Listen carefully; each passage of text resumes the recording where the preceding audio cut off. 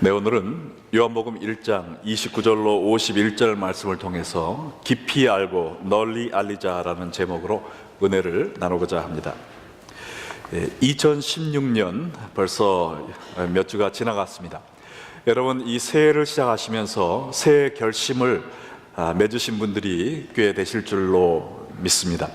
내가 새해에는 운동을 좀 열심히 해야지, 내가 성경을 한번 통독해야지, 아니면 더 자상한 남편이 돼야지, 우리 남편한테 바가지 안 긁어야지, 뭐 여러 가지 새해 결심을 많이 세우셨을 줄로 아는데, 만약에 여러분 가운데 아직도 새해 결심을 세우지 못했고 내가 금년 한 해 동안 무엇을 위해서 살아야 될지 결정하지 못하신 분이 계시면 오늘 여러분의 삶을 위한 새로운 목표 하나를 던져드리기 원합니다.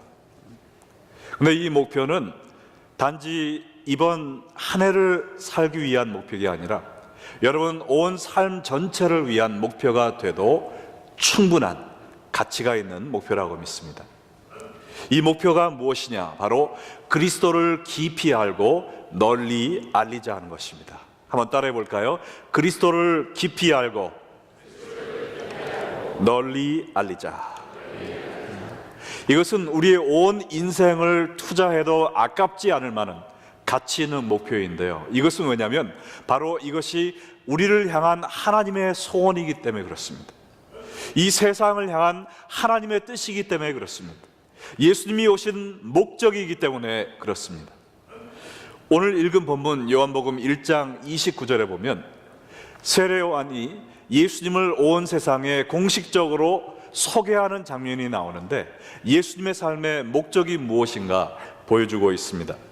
이튿날 요한이 예수께서 자기에게 나오심을 보고 이르되, 보라, 세상 죄를 지고 가는 하나님의 어린 양이로다.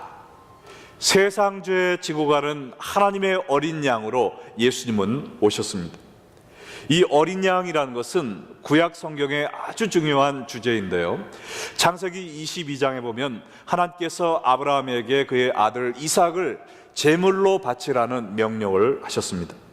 그때 아브라함은 순종하는 마음으로 이삭을 데리고 산으로 향하여 번제물로 자기 아들을 바칠 준비를 하고 있었지만, 아브라함의 순종하는 마음을 보신 하나님은 이미 숲을 속에 순양 하나를 준비하셔서 이삭 대신 번제물로 바칠 수 있도록 예비하셨습니다. 그때부터 이 양은 죽어야 될 사람을 대신하는 대속물로 사용되게 되었습니다.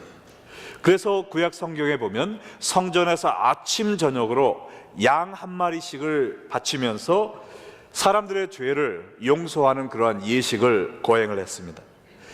이 양이 죽을 때 사람들의 죄가 상징적으로 이 양에게 전가되어 이 양이 죽음으로 말미암아 인간들의 죄가 사해지는 그러한 예식을 거행했던 것입니다.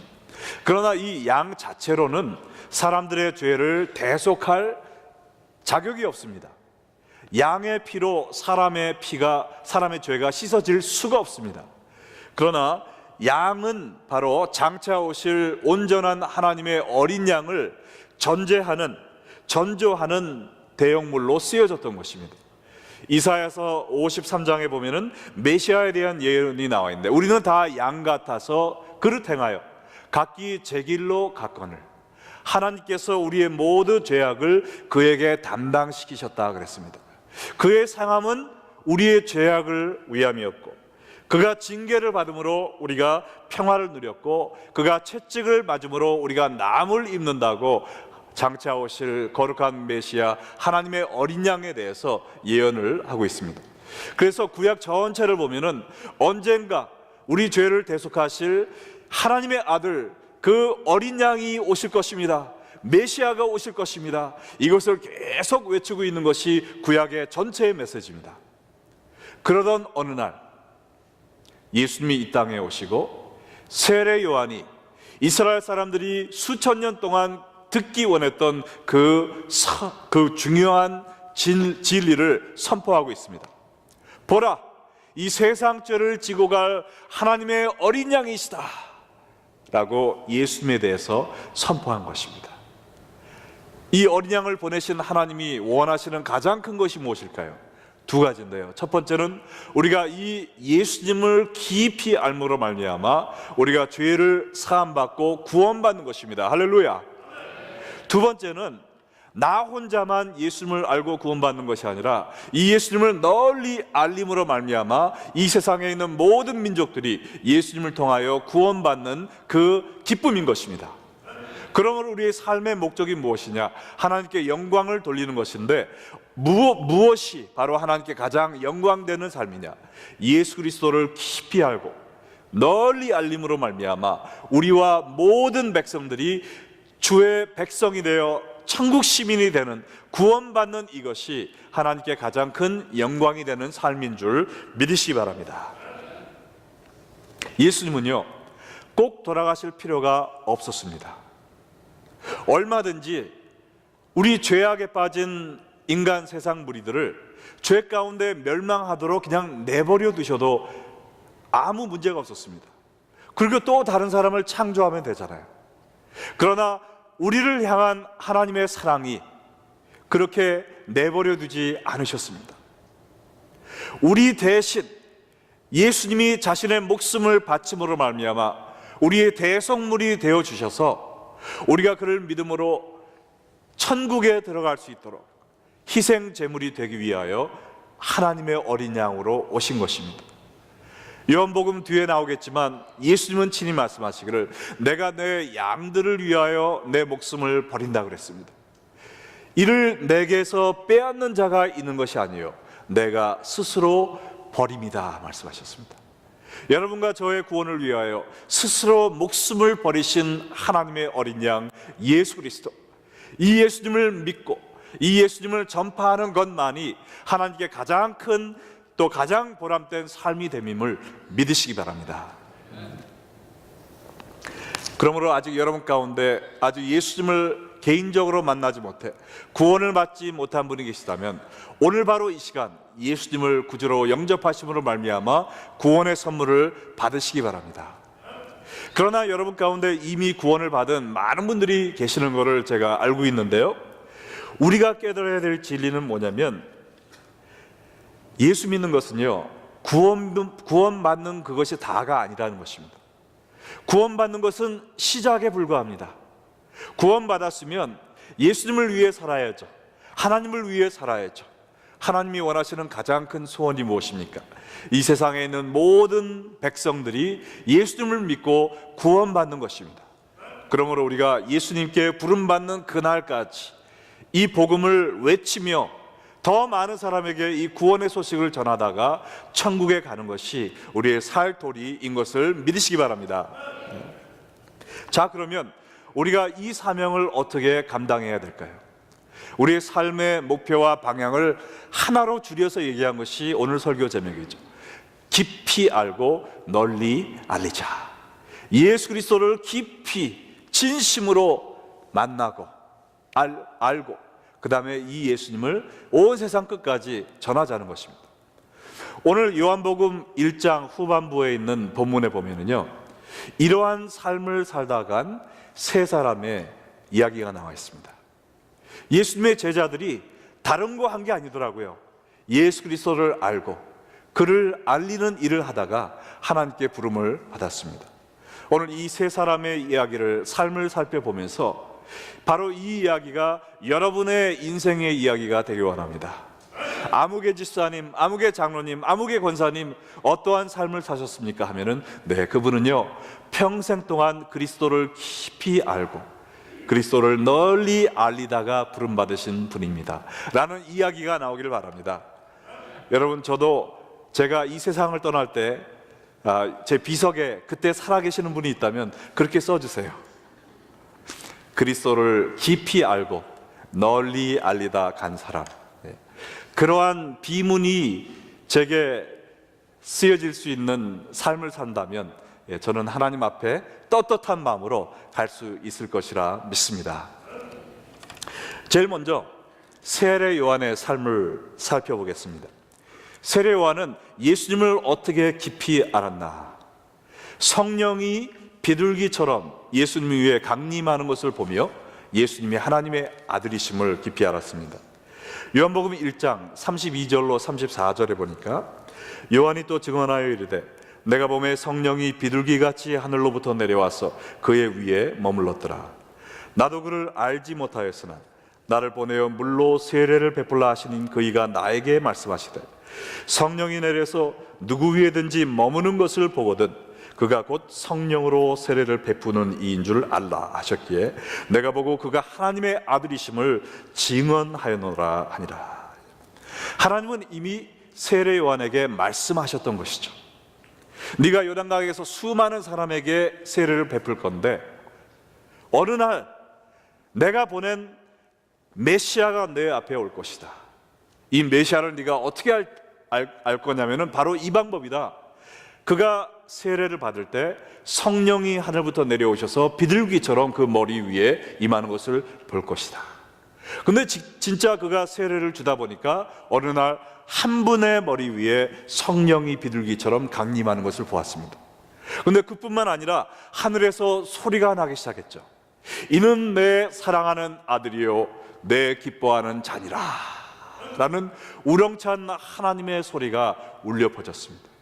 그리고 세례 요한이 바로 이분이 우리가 그토록 기다려왔던 하나님의 어린 양이구나 깨닫게 되고 주님의 말씀을 전파하기 시작했던 것입니다. 그리고 이 세례 요한이 어떻게 말씀을 전했느냐, 하나님의 어린 양에 대해서 널리 알렸느냐, 가는 곳곳마다 기회가 있을 때마다 바로 저분이 하나님의 어린 양입니다 라고 이거를 외치고 다녔어요. 35절로 36절에 보면 바로 그 다음날 있었던 사건이 있습니다. 또 이튿날 요한이 자기 제자 중 두 사람과 함께 섰다가 예수께서 거니심을 보고 말하되 보라 하나님의 어린 양이로다. 바로 그 다음날 예수님이 거니시는 걸 보고 바로 저분이 하나님의 어린 양, 세상 죄를 지고 가기 위해 오신 하나님의 어린 양이다 라고 선포를 했습니다. 근데 생각해 보세요. 그 이야기를 하고 나면 세례 요한은 어떻게 됩니까? 자기를 따르던 제자들이 세례 요한을 따르겠습니까? 아니죠. 예수님을 따르겠죠. 자기의 사역은 이제 쪼그라들게 되어 있습니다. 자기의 명성은 쇠퇴해질 수밖에 없습니다. 그럼에도 불구하고 이 세례 요한은 나에게 무슨 일이 있든지 상관하지 않고 오로지 모든 사람들이 예수 그리스도만 바라보고 우리의 온전한 어린 양이 되기 위하여 우리의 제물이 되기 위해 오신 예수님을 따라갈 수 있도록 아무런 것도 두려워하지 않고 선포하는 이 용기를 보여주고 있습니다. 그가 흥하시기 위해 내가 쇠하여도 좋습니다. 그가 높아지기 위해 내가 낮아져도 좋습니다. 그가 더 크게 되기 위해 내가 불이익을 당해도 좋습니다. 어디에 가든지 누구를 만나든지 바로 예수 그리스도가 우리의 죄를 위해 돌아가시기 위하여 하나님으로부터 보냄받은 어린 양이십니다 라고 외치며 살다가 형장의 이슬로 사라졌습니다. 세례 요한은 바로 예수님을 깊이 알고 예수님을 널리 알리다 부름받은 사람이었습니다. 그것뿐입니다. 또 다른 제자 안드레에 대해서 보겠습니다. 안드레는 어떻게 예수님을 깊이 알게 되었을까요? 요한복음 1장 37절로 39절에 두 제자가 그의 말을 듣고 예수를 따르거늘 예수께서 돌이켜 그 따르는 것을 보시고 물어 이르시되 무엇을 구하느냐? 이르되 랍비여 어디 계시니오까? 하니 랍비는 번역하면 선생이라.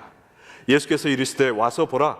그러므로 그들이 가서 계신 데를 보고 그날 함께 거하니 때가 10시쯤 되었더라. 세례 요한이 예수님을 보고 보라 세상 죄 지고 가기 위해 오신 하나님의 어린 양이로다 라는 말을 듣고 예수님을 따르던 그 세례 요한을 따르던 두 제자가 예수님을 따르기 시작했습니다. 그 제자들의 이름이 누구였냐 하면은 안드레와 이 요한복음을 쓴 사도 요한이었습니다. 근데 이 두 제자가 예수님을 따르기 시작하는 것을 보고 예수님이 물어보았죠. 무엇을 구하느냐? 오늘 문지사님이 기도 중에 이야기하신 것처럼 What do you want? 네가 원하는 것이 무엇이냐? 여기서 우리가 깨달아야 될 것은 우리가 교회에 다니는 것이 중요한 것이 아니라는 것입니다. 우리가 무엇을 구하기 위하여 신앙생활 하는 것이 더 중요하다는 것이죠.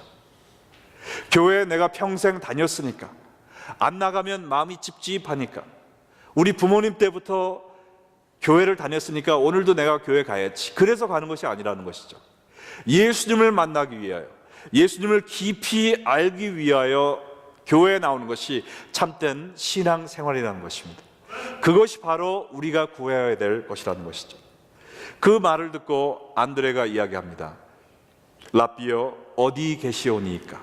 이 말은요, 어느 호텔에서 주무세요? 그 말이 아닙니다. 어디에 머물고 계시는지 제가 같이 가서 예수님과 오늘 밤 함께 거할 수 있을까요? 이 말입니다. 이 말을 예수님은 심히 기뻐하셨습니다. 내가 어디에 묵고 있는지 알고 나를 따라와서 나를 깊이 알기 원하는 사람이 있구나 하고선 이제 얘기를 했더니, 와서 보라, come and see 그랬죠. 그러므로 그들이 가서 계신 데를 보고 그날 함께 거하니, 예수님과 슬립 오버를 한 거죠. 완전히 예수님과 밤새도록 있으면서 예수님에게 모든 궁금한 걸 물어봤겠죠.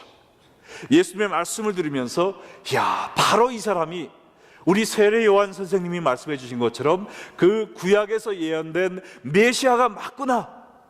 이 세상을 하나님과 함께 창조하신 말씀이신 하나님의 아들께서 바로 내 앞에 앉아 계시구나 하면서 영적인 눈이 활짝 열렸겠죠. 마치 엠마오로 향하던 제자들의 가슴이, 심장이 두근두근 거렸던 것처럼 그들의 가슴이 타올랐겠죠.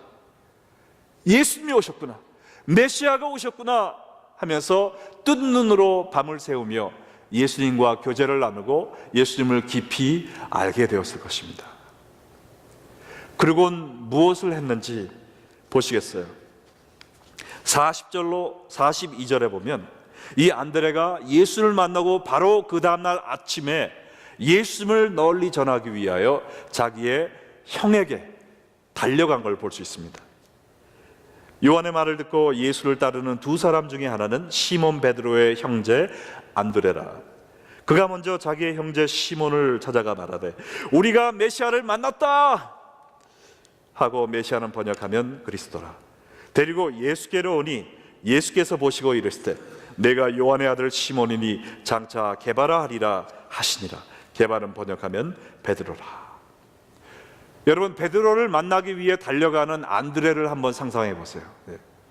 그 사람이 양손 주머니에 집어넣고 휘파람 불면서 이 경치 구경하면서 갔을까요? 배가 좀 고프니까 맥도날드에 가서 오트밀 하나 먹고 커피 마시고 신문 읽고 그러다가 가야지, 내가 바쁜 일 좀 보고 사람들 좀 만나고 그 다음에 가야지, 그랬을까요? 흥분된 마음으로 일어나자마자 그가 제일 먼저 first thing in the morning, 아침에 일어나자마자 이 복음을 전하러 갔습니다. 이 벅찬 가슴을 가지고 두근거리는 이 심장을 움켜잡고, 이 우리가 수천 년 동안 기다려오던 예수님이 메시아가 오셨으니 내가 어떻게 이 소식을 나만 알고 있으랴 하면서 가장 먼저 가깝고 사랑했던 가족들에게 복음을 전하러 뛰어갔던 것이죠. 여러분도 이러한 감격과 열정을 가지고 복음을 전하고 계십니까? 아침에 일어나서부터 정말 교회 끝나고 나가자마자 세상에 일을 하러 갈 때 여러분의 마음속에 가장 먼저 하나님께서 우리를 구원하시기 위해 하나님의 어린 양을 보내셨어요. 이 어린 양을 믿기만 하면 우리가 구원받을 수 있어. 이 소식을 나만 혼자 알고 있을 순 없지 하면서 여러분도 안드레와 같이 떨리는 심정으로 이 세상을 향해 복음을 전하기 위해 달려가고 계십니까? 그렇지 않다면 우리가 아직 안드레가 만난 예수님을 만나지 못한 것이죠. 예수님이 얼마나 위대하신 분이신지, 얼마나 귀한 분이신지, 예수님을 만나는 것이 얼마나 큰 축복인지, 우리 성가대가 찬양한 것처럼 얼마나 큰 은혜인지, 우리가 이 은혜 아니면 살 수 없음을 뼛속까지 느끼지 못한 것입니다. 여러분, 우리는 예수님을 깊게 알아야 됩니다. 그냥 교회 문지방만 밟고 다니면서 뭐 설교 한번 가끔 듣고 예수 믿으면 구원 받는데, 그러니까 내가 예수 믿지 뭐, 믿어주지 뭐 하고선 나는 구원 받았으니까 이제 쉬엄쉬엄 예수 믿지. 그것이 신앙생활이 아니라는 것이죠. 나를 얼마나 사랑하셨으면 그 높고 높은 존귀한 보좌를 버리시고 이 땅에 오셔서 수치와 수모를 당하시면서 십자가 위에서 나를 위해 달려 돌아가셨을까? 내가 이 하나님을 위해 살아야지, 예수님을 위해 살아야지, 말씀을 묵상하며 살아야지, 천국을 준비하며 살아야지, 이 일을 위해서 날마다 주님을 위해 달려가며 사는 것이 바로 우리의 본분이라는 것이죠. 그리스도를 깊이 알고 널리 알리는 이 일을 위해서 살아야 된다는 것입니다. 근데 여러분, 이 안드레는요 그냥 평범하기 짝이 없는 제자였습니다. 예수님을 이렇게 만났지만 성경에 이름도 몇 번 나오지 않습니다. 그러나 이 안드레를 통해서 누가 지금 구원을 받고 있습니까? 예수 그리스도의 수제자인 베드로가 예수님 앞으로 나오고 있습니다. 여러분들 생각하시기에 나는 뭐 특별히 위대하고 특별한 일을 위해서 부름 받은 선교사나 무슨 목사가 아니고 그냥 일반 평신도야 라고 생각하실 수 있지만, 여러분들이 하나님의 감동 주실 때 이 복음을 외치심으로 말미암아 여러분이 빌리 그레엄 같은 목사님은 못 된다 할지라도 여러분을 통해서 이 미국을 살리고 이 세계를 살릴 이런 베드로와 같은 인물이 하나님께로 나올 수 있다는 것입니다. 여러분이 누구를 하나님 앞으로 인도하게 될지 아무도 모르는 거예요. 그러므로 하나님께서 여러분 마음에 감동 주실 때마다 주여, 제가 여기 있습니다, 저를 보내주시옵소서, 제 입을 주장하여 주셔서 제 입술을 통하여 예수님에 대한 구원의 메시지가 전해지게 하여 주시옵소서. 그러므로 항상 순종하며 전도의 삶을 사는 여러분이 될 때 여러분을 통하여 여러분의 귀한 자녀분들이, 또한 장차 이 세계의 기독교를 이끌어갈 귀한 인물들이 하나님께로 나올 줄 믿습니다. 역사적인 기록을 보면 이 안드레는 예수님이 돌아가신 후에 지금의 터키로 가서 복음을 전했다고 합니다. 그 터키에서 복음을 전하다가 얼마나 열심히 복음을 전했는지 저거 그냥 놔두면 안 되겠다 해서 핍박을 받다 죽었는데 십자가 위에서 죽었대요. 십자가에서 죽는 안드레의 모습을 본 사람들이 기록하기를, 안드레는 십자가 위에서도 자기의 숨이 떨어지는 그 순간같이 예수님에 대해 복음을 증거하다 생을 마쳤다라고 그랬습니다. 얼마나 귀한 인생입니까? 비록 수많은 사람이 그를 기억해 주진 못한다 할지라도 자기가 받은 그릇대로 예수님을 깊이 알고 예수님을 널리 전하기 위하여 터키까지 가서 복음을 전하다 죽는 그 순간까지 아파 제발 살려주세요 그런 비겁한 말을 한 것이 아니라 예수 믿으세요, 세상 죄를 지고 가기 위하여 오신 하나님의 어린 양을 믿으세요 전파하다 부름을 받은 이 안드레, 정말 위대한 삶이 아닙니까? 여러분도 이러한 안드레와 같은 삶을 사시기를 주님의 이름으로 축원합니다. 마지막으로 세 번째 나오는 인물 빌립에 대해서 살펴보겠습니다. 이 빌립은 어떻게 예수님을 알게 되었을까요? 43절로 44절에 보니까 이튿날 예수께서 갈릴리로 나가려 하시다가 빌립을 만나 이르시되 나를 따르라 하시니 빌립은 안드레와 베드로와 한 동네 벳세다 사람이라. 세례 요한과 안드레는 본인들이 예수님께 찾아갔었죠. 그런데 이 빌립은 예수님께서 직접 찾아오셨습니다. 하나님이 우리를 부르시는 방법이 다 다르다는 거죠. 예수 믿는 길도 다 다릅니다. 어떤 사람은 노방전도를 통해, 어떤 사람은 부흥회를 통해, 어떤 사람은 가정의 권유를 통해 다 다릅니다. 그러므로 내가 예수 믿은 그 방법이 아니라도 하나님이 감동 주시면 계속 씨를 뿌려야 됩니다. 어떠한 방법으로 주님께 찾아 나올지 모르기 때문입니다. 근데 결국에는 이거예요. 예수님이 뭐라고 하셨습니까? 나를 따르라. 교회 다녀라. 뭐 봉사해라. 그 말씀이 아니고 나를 따르라 그러셨잖아요. 기독교는 예수님을 따르는 종교입니다. 믿으십니까? 우리가 봉사도 하고 교회도 열심히 다녀야 되겠지만 가장 중요한 것은 내가 예수님을 따르는 사람이 되는 것입니다. 그것이 제자의 본분입니다. 그러니까 빌립이 뭐 했겠어요? 예수님을 따라다니기 시작했습니다. 예수님을 따라다 보니까 예수님이 기적을 행하시는 모습도 봅니다. 예수님이 제자들을 사랑하는 그 희생의 모습도 봅니다. 그 거룩하신 모습도 봅니다. 능력도 봅니다. 그러다 보니까 예수님을 깊이 알게 되었죠. 아, 바로 예수님이 진실로 메시아시구나 라는 확신이 드는 순간 이 빌립도 이 구원의 메시지를 나 혼자 갖고 있을 수 없지 하면서 널리 전하기 시작합니다. 45절과 46절에 보니까 빌립이 나다나엘을 찾아 이르되 모세가 율법에 기록하였고 여러 선지자가 기록한 그 일을 우리가 만났어요. 요셉의 아들 나사렛 예수입니다 라고 고백을 합니다. 나다나엘이 이르되 나사렛에서 무슨 선한 것이 날 수 있어? 그때 빌립이 와서 봐요, 와 보기만 해요 하니라. 이 나다나엘은 의심이 많은 회의론자였습니다. 말을 듣고 곧바로 따라오지 않았어요. 그 시골 촌구석 나사렛에서 무슨 선한 것이 날 수 있다고 지금 이렇게 호들갑을 떨고 있느냐? 그때 빌립은 주저하지 않았습니다. 미안해요, 빠이 하고 간 것이 아니라 계속해서 전도합니다. 전도하다 보면은 여러분 우리 교회에서도 이 노방전도 마켓에 가지만 어떤 때는 막 차갑게 막 그렇게 심하게 말을 하는 분들도 있다고 그래요. 그럼에도 불구하고 그냥 계속 복음을 전하는 겁니다. 내가 큰 것이 아니라 예수님의 이름만 높아지면 되니까 계속 얘기하면 뭐라 와서 보기만 하세요. 그때 나다나엘이 딱 보니까 빌립의 눈동자가 살아있었거든요. 이거 거짓말하는 사람이 아니거든요. 이 내가 알던 빌립이 아니거든요.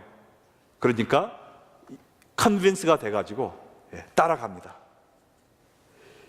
이 나다나엘도 예수님을 만나고 나서 나중에 얘기하죠. 내가 이분을 만났기 때문에 이제는 믿는다. 이 나다나엘도 예수님의 12제자 중에 바돌로메라는 이름으로 알려진 예수님의 12제자가 되었습니다. 빌립도 예수님을 따라가면서 예수님을 깊이 알고 온 세상 돌아다니면서 예수님을 널리 알리다 보니까 빌립을 통해서 큰 일을 이루시고 또 빌립을 통하여 귀한 일꾼들이 많이 육성되는 아름다운 삶을 산 것을 우리가 보게 됩니다. 여러분, 오늘 우리가 본 이 세 사람의 이야기는요, 겨우 몇몇 사람에게 일어난 특별한 일이 아닙니다. 2000년 동안 예수님 때부터 이렇게 흘러온 이 복음의 횃불이 바로 이러한 방법으로 전달이 되어 왔습니다. 예수님에 대해서 소개를 듣고 예수님을 알다 보니까 예수님이 메시아신 걸 깨달은 사람들이 그 감격을 주체하지 못하고 다른 사람에게 가서 예수님을 만나보세요, 하나님의 아들입니다. 그래요? 이거 당신 보니까 진짜인 것 같으네. 그러다 예수님을 만나고 예수님을 깊이 알다가 또 다른 사람에게 전하고. 여러분 마치 뭐라고 그러죠? 다미노 에펙트라고 그러죠.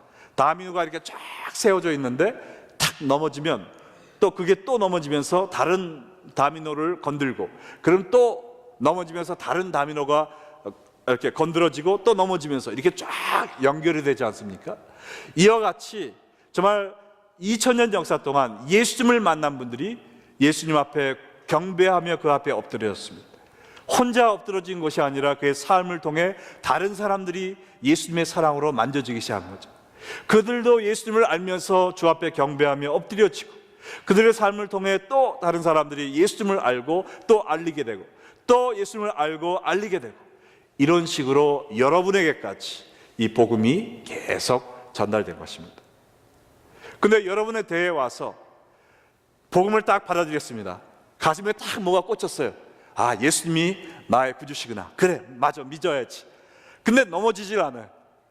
다른 사람한테 예수님은 너도 좀 넘어져라. 날 섬기는 삶으로, 전도로 다른 사람을 구원해야지 하는데 넘어지지 않고 뻗은기다가 나는 안 넘어져. 나는 나만을 위해 살 거야. 나만 구원받으면 되지 뭐. 나만 신앙생활 잘하면. 이러한 식으로 2000년을 이어온 구원의 대가 여러분에 대해서 끊어진다면 얼마나 큰 불행입니까? 우리가 어떻게 하나님을 만날 수 있겠습니까? 여러분의 삶도 예수 그리스도를 깊이 알고 거기서 끝나는 것이 아니라 예수님을 널리 알리는 복된 삶이 되기를 바랍니다. 그렇게 되기 위해서는 예수님을 깊이 알아야 되겠죠. 말씀 공부를 열심히 해야 되겠죠. 2월 첫째부터 시작되는 제자훈련, 지난번에 하시던 분들은 계속 같이 가지만 이번에 아직 안 하신 분들도 새로운 클래스가 있습니다. 오늘 신청서 다 신청하셔서 예수님을 깊이 알도록 같이 공부하시기 바랍니다. 성경 통독 다시 시작됐습니다. 우리가 지난주에 39명, 구민학생 9명까지 48명이 성경 통독의 그 금메달을 다 받은 걸 보셨잖아요. 여러분 다시 지금부터 생각하셔서 신청하시고, 지금 이름이 쫙 붙어 있습니다. 별표 붙이시면서 성경 통독을 통하여 예수님을 깊이 아시기 바랍니다. 왜냐면요, 세상이 더욱더 악해져 가고 있습니다. 영적 전쟁이 더욱더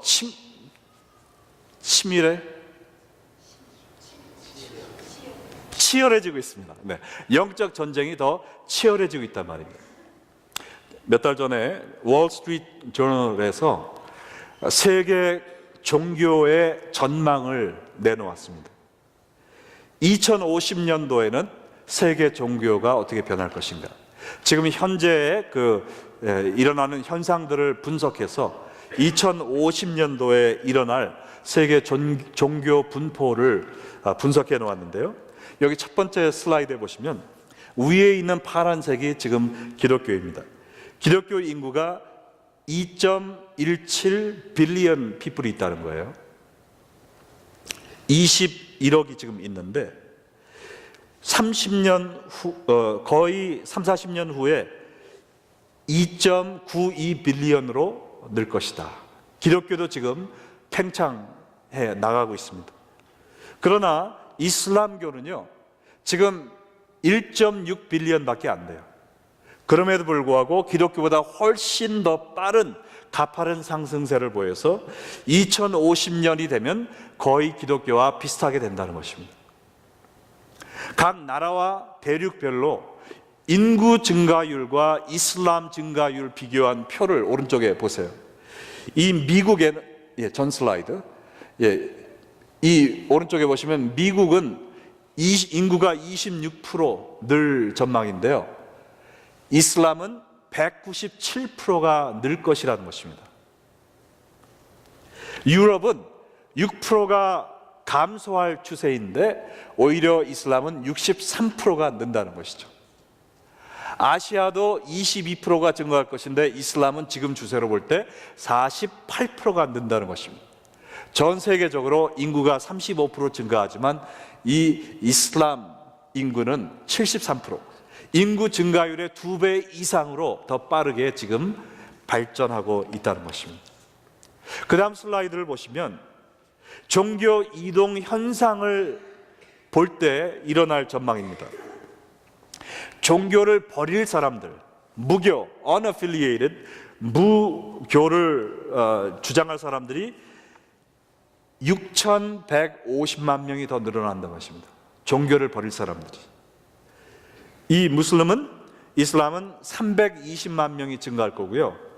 참 너무나 가슴 아픈 사실은 이 기독교인들은 앞으로 2050년이 되면은 6,600만 명이 감소할 것이라는 사실입니다. 왜냐하면 너무나 미지근하게 믿는 사람들이 많아요. 재미있는 거 있으면 다 봐야 되고, 바쁘지 않으면 교회 나옵니다. 기분 나쁘면은 지옥에도 안 간다고 그래요. 아니, 천국에도 안 간다고 그러면서 그냥 자기 기분대로 신앙생활 하는 사람이 많아요. 기도도 안 합니다. 말씀도 읽지 않아요. 이슬람은 하루에 5번씩, 세상 없어도 5번씩 시간을 지키며 직장에서 파이어 당해도 하루에 5번씩 기도를 하는데, 우리 예수 믿는 사람들은 하루에 한 번도 기도를 안 할 때가 많이 있습니다. 이슬람들은 헌금이 개인당 평균 18%, 자기의 수입의 18%를 헌금을 합니다. 부자들은 30%를 헌금을 합니다. 기독교인들은 평균이 3%가 못 됩니다. 지금 한국에서도 얼마나 기독교가 빨리 팽창하는 줄 아세요? 지금 한국을 들끓게 하고 있는 이단 종교가 신천지잖아요. 지난주에 통계를 보니까 신천지가 10만 명입니다. 이슬람은 25만 명으로 증가했어요. 어떻게 전도하느냐? 돈을 갖다 퍼붓는 겁니다. 가난한 사람들 밥 해주고, 그 다음에 병원비 내주고, 그 은혜를 받고 안 나갈 수가 없을 정도로 이 물질 공세를 피는 것입니다. 그걸 통해서 지금 한국도 이슬람화 돼가고 있고, 여기에 보시면은 얼마 전에 있었던 일이지만 이제는 이슬람을 믿는 무슬림들이 한국에서 경찰의 보호를 받으면서 이슬람 포교 활동을 펼치고 있는 것입니다. 이게 바로 지금 한국의 사실입니다. 현실이에요. 그리고 이 미국에서도 지금 이슬람이 얼마나 들끓고 있습니까? 이렇게 이슬람교는 계속 팽창해 가고 있는데, 기독교인들은 그냥 내가 잘 먹고 잘 사는 것만, 눈에 보이는 것만 위해서 달려가느라고 그리스도를 깊이 알지도 않고 예수님을 널리 전하지도 않음으로 말미암아 지금 추세로는 기독교가 6,600만 명이 사라질 것이다 라는 이 현실의 기로에 우리가 지금 서 있습니다. 여러분이 변하지 않으시면 이러한 일이 현실로 드러날 수밖에 없습니다. 여러분 지금 이 시점에 어떻게 사시겠어요? 오늘 교회 가서 예배 잘 드렸으니까 이제는 일주일 동안 또 내 할 일 열심히 살다가 다음 주에 와서 또 예배 한번 드리고, 또 내 가정 돌보고 직장에 열심히 하다가 그냥 그런 다람쥐 쳇바퀴 도는 그런 삶을 사시겠어요? 제대로 한번 전도도 해보지 못하고, 예수님 한번 뜨겁게 만나보지 못하고 쇠퇴해가는 기독교와 함께 신앙을 잊어버리시겠습니까? 아니면 이 세상을 구원하시기 위해 목숨을 버려 우리의 대속물이 되게 오신 예수님을 생각하면서 그 예수님을 더욱더 뜨겁게 사랑하고 하나님의 눈에 흐르는 눈물을 닦아드리기 위해서 때를 얻든지 못 얻든지 이 복음을 들고 복음을 널리 전하는 그러한 삶을 사시겠습니까? 여러분, 하나님이 이 시카고 땅에 왜 레이크뷰 언약교회라는 한국 교회를, 한옥 예배를 또 세워주실까요? 그 목적은 다른 것이 아니라 영혼 구원을 위함이라고 믿습니다. 영혼 구원을, 이 목적을 위해 사용받기 위해서는 우리가 먼저 예수님을 뜨겁게 사랑해야 합니다. 예수님을 깊이 알아야 됩니다. 나일론 신자가 나오는 것이 아니라 정말 이러한 빌립과 같은, 안드레와 같은, 세례 요한과 같이 예수님을 뜨겁게 알기 원하는 사람들이 찾아 나오는 교회가 되기를 간절히 사모합니다. 그리고 나만 이 복음을 갖고 있는 것이 아니라 이 복음을 들고 온 세상 뛰어가며 내가 예수를 만났습니다, 메시아를 만났습니다, 당신도 한번 와보세요, 모든 사람들을 주님께 인도하는 이 일에 온 삶을 불사르는 여러분과 제가 되기를 주님의 이름으로 간절히 축원합니다. 기도하시겠습니다.